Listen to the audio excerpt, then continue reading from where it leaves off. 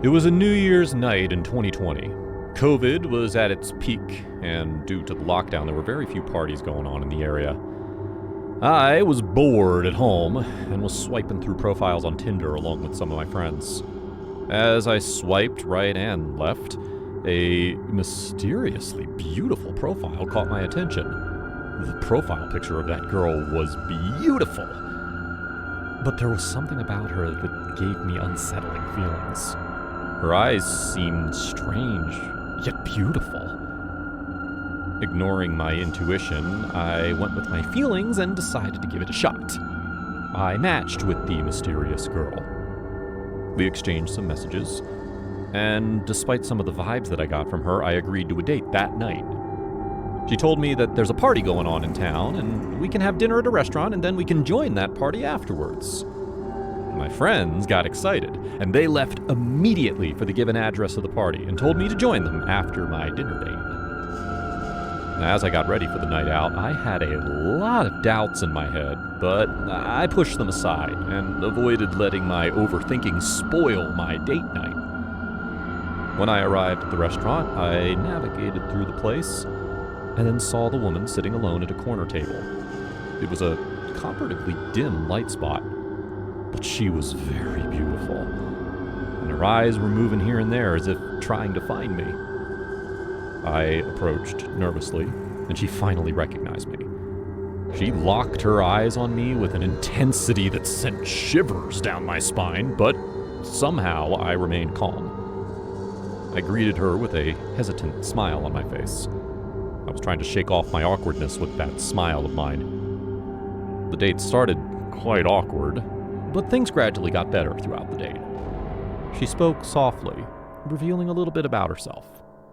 And the way she laughed, it seemed as if she was forcing it and hiding something dark beneath the surface. As we chatted, I couldn't help but notice strange scars on her neck, hidden by her scarf. I was curious, so I asked about them, and she ignored my question by changing the topic swiftly.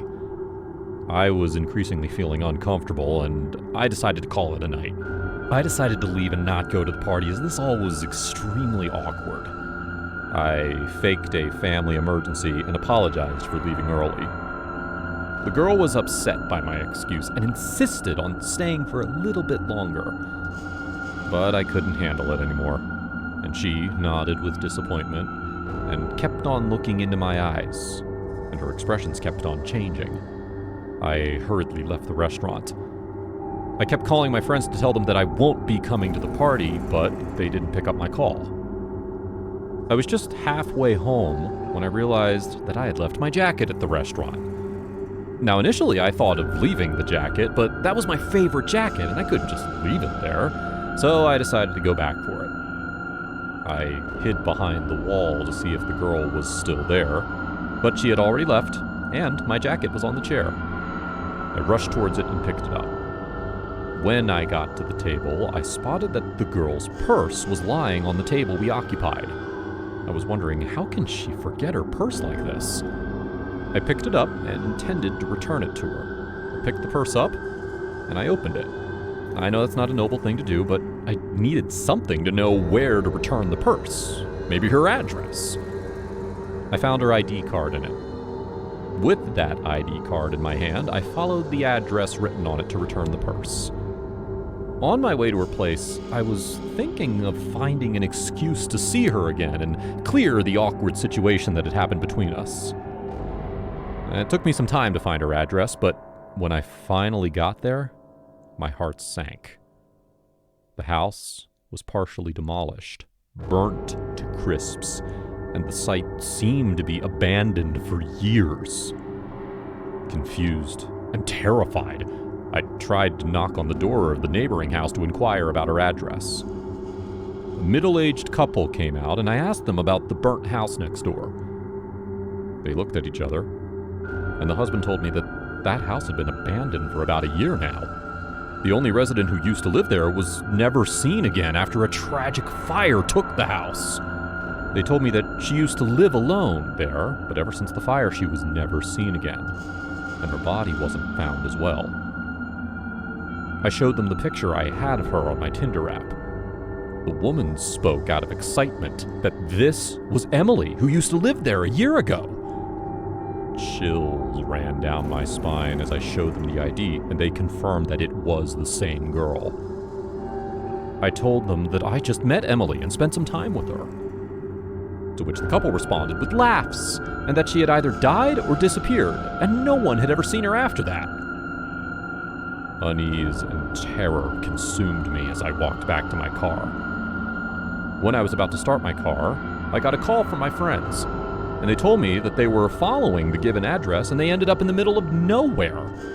They said that they got on a stranded road that led them into a forest.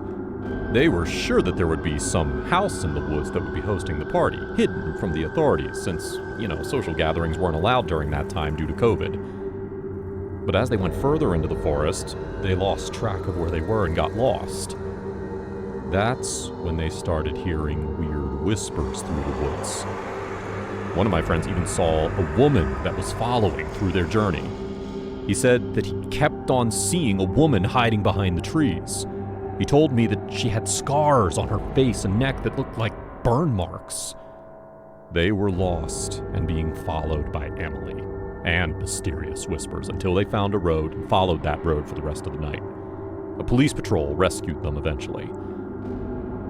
That's when all the dots connected into a terrifying tale of that mysterious woman. I drove home in silence, terrified by the memory of that date and the horrifying truth behind it. That night onwards, I could never forget Emily, the girl from Tinder, the girl who made my New Year's night the scariest experience of my life. By the way, this mystery is still unsolved.